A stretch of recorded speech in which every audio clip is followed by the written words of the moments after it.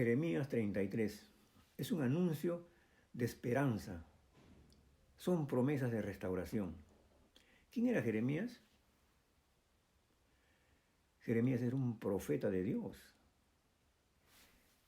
Él transmitía la voz de Dios. Él era el portavoz de Dios. Algunos dicen que Jeremías era el profeta llorón. Yo prefiero decir que Jeremías era el profeta con el corazón quebrantado, porque no solamente hablaba lo que Dios le había dicho, que hable tal cual, sin agregar ni quitar nada. La palabra exactamente como la había recibido de Dios. Pero él también lo decía con sentimiento, porque él se identificaba con Dios, sentía lo que Dios siente, y así lo decía, con quebranto, con dolor, porque él sabía lo que se avecinaba. ¿En qué tiempo le tocó vivir a Jeremías? Era un tiempo de mucha convulsión, de turbulencia, mucho alboroto. Eran los 3 últimos reyes de Judá, los 3 últimos reyes. Judá iba a ser arrasado, iba a ser arruinado por el imperio babilónico. Judá, el templo de Jerusalén, el templo que construyó Salomón, iba a ser destruido, saqueado, incendiado. En ese tiempo le tocó vivir al profeta Jeremías,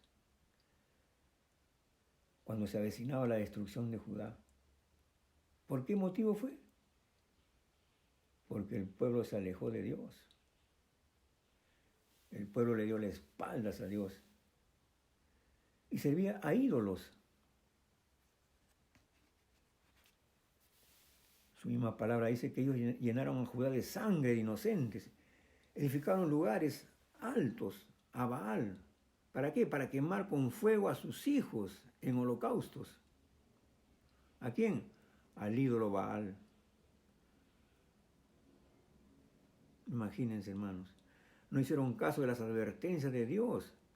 Dios les advertía continuamente por medio de sus siervos, los profetas, una y otra vez. Sin embargo, no los escuchaban. Hacían cosas infames en Israel. Cometieron adulterio con las mujeres de sus prójimos. Y los profetas falsos decían en el nombre de Dios cosas falsas que Dios jamás había ordenado. Sus ojos y su corazón eran para su avaricia y para derramar sangre inocente, para opresión y para hacer agravio. Había mucha injusticia, mucha explotación. Humillaban a los oprimidos y a los huérfanos y a las viudas. Eso está en el capítulo 19, en el capítulo 29, en el 22. Se avecinaba el juicio de Dios.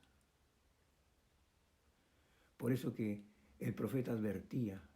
Él hablaba en el nombre de Dios. En este capítulo y en los demás capítulos, siempre Dios estaba enviando al profeta a dar un mensaje de advertencia, un llamado al arrepentimiento, como una expresión del amor y la misericordia de Dios, porque se avecinaba lo peor. Yo no quería que el pueblo sufra. No quería que sufra las consecuencias de su pecado. Por eso que Él envía a sus siervos, envía a sus hijos, para que adviertan las consecuencias y de esa manera se vuelvan a Dios. Vez tras vez el profeta Jeremías, hermanos, advierte y sigue advirtiendo. ¿Por qué? Porque así es la misericordia de Dios. Es eterna. Jeremías 31:3, un verso muy hermoso. Con amor eterno te he amado, por tanto te prolongué mi misericordia. Con amor eterno. ¿Qué significa? Que no tiene límites la misericordia de Dios.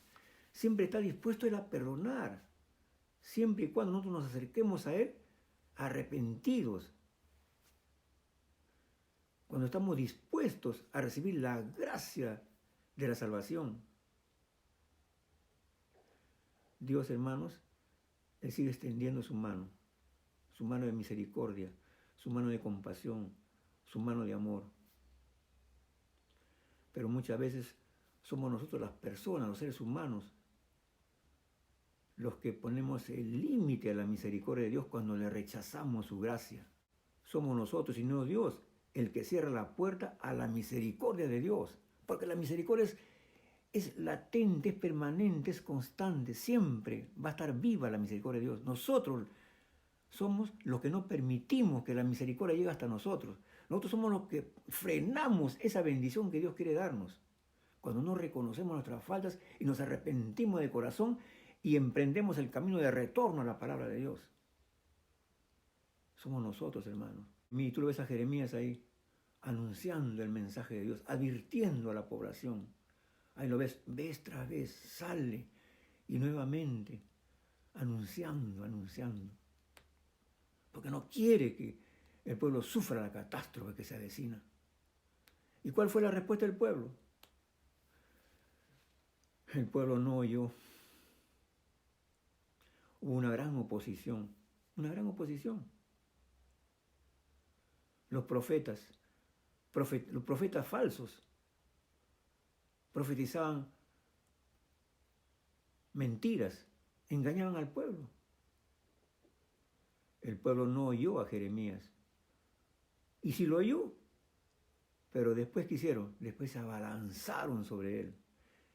Dijeron, Jeremías debe morir. Eso está en el capítulo 26. ¿Por qué? ¿Por qué decían así? Porque ellos querían oír cosas buenas de Dios. Solo querían oír del amor de Dios. No querían oír del Dios santo que condena el pecado. Así era la oposición de parte de los profetas, el pueblo. Pero no solamente ellos, también el rey. En ese tiempo el rey Sedequías. ¿Qué hizo Sedequías? Lo puso en la cárcel del Palacio Real, lo puso en la cárcel del patio del palacio, a Jeremías, al profeta de Dios. Quería callarlo. Esa es la ceguera espiritual, que no quiere oír la voz de Dios. No se daban cuenta que en realidad, ¿qué cosa estaban pretendiendo? ¿A callar? ¿A quién? Al Dios. O sea, no, a Dios querían acallarlo. Eso es imposible. Porque lo que Dios dice, lo que Dios habla, lo que proclama el profeta Jeremías en nombre de Dios, siempre se va a cumplir. Su promesa se cumple porque Dios es veraz. Dice Deuteronomio 18:2, que cuando el profeta de Dios habla, siempre se cumple. Dice, si el profeta hablare en nombre de Jehová y no se cumpliere lo que dijo, ni aconteciere, es palabra que Jehová no ha hablado. Con presunción la habló el tal profeta, no tengas temor de él. Siempre se cumplía. Y se cumplió, ¿no es cierto? Todos sabemos que se cumplió. El título de este capítulo dice, un anuncio de esperanza, promesa de restauración, ¿no? Promesa de esperanza. Vamos a leer unos versículos. En el verso 11, ¿qué dice? Dice, ha de oírse una voz de gozo y de alegría, voz de esposado y voz de desposada, voz de los que digan, alabad a Jehová de los ejércitos, porque Jehová es bueno, porque para siempre es su misericordia, voz de los que traigan ofrenda de acción de gracias a la casa de Jehová, porque volverá a traer los cautivos de la tierra, como el principio ha dicho Jehová. ¿No? Así dice Jehová de los ejércitos, en este lugar desierto, sin hombre y sin animal, y en todas sus ciudades aún habrá cabaña de pastores que hagan pastar su ganado, la promesa de Dios. He aquí vienen días, dice Jehová, en que yo confirmaré la buena palabra que he hablado a la casa de Israel y a la casa de Judá. En aquellos días y en aquel tiempo haré brotar a David un renuevo de justicia y hará justicia en la tierra. Siempre hay un remanente, ¿no? Siempre, hermanos. El pueblo anda en pecado, pero siempre hay un remanente que está ahí clamando a Dios. Aquí está la promesa de Dios. Bueno, no quiero abundar mucho, pero yo quería más que nada hablar del 33:3.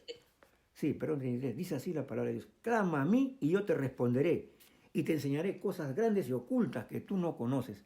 Hermanos, cuando oímos este texto, inmediatamente pensamos en la promesa de Dios, ¿no? Pero hay algo más que eso, hermanos. Inmediatamente pensamos en la promesa de Dios. Pero es una promesa, es verdad.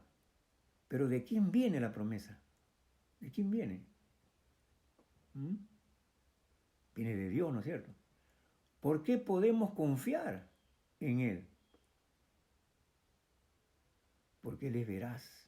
Él cumple lo que promete. Su naturaleza es verdad, ¿no?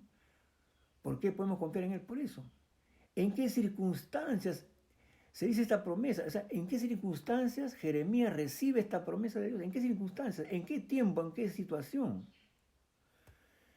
Él estaba en el patio de la cárcel del palacio. Estaba en la cárcel, hermano. ¿Sabes qué significa eso? En Israel, hermano, en la noche hace mucho frío, humedad.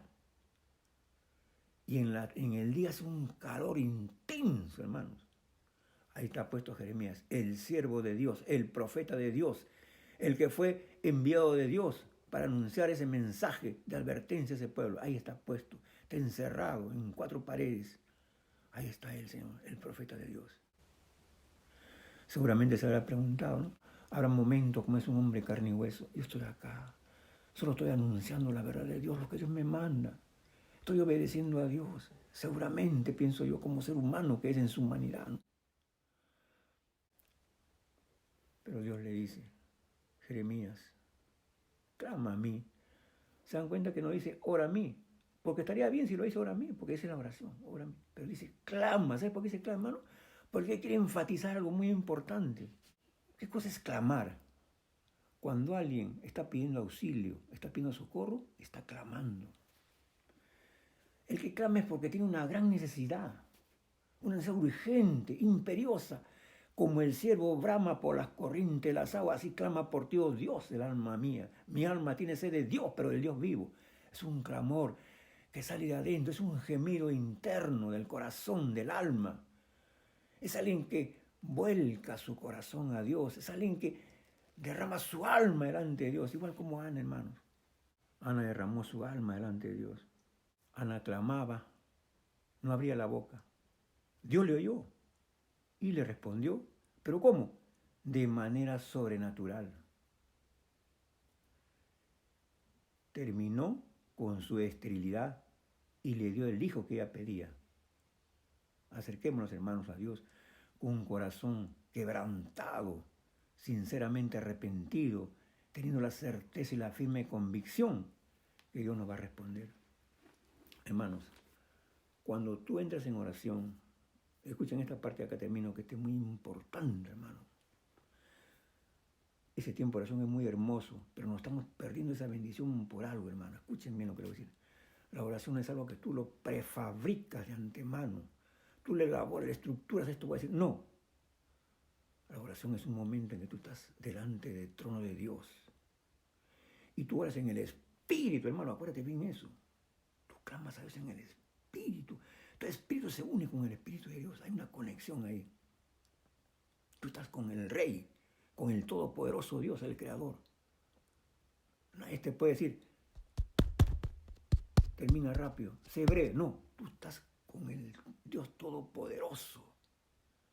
Tienes que dejar libre el Espíritu. Estás orando en el Espíritu, porque donde está el Espíritu de Dios, ahí hay libertad. Ora en libertad, hermano.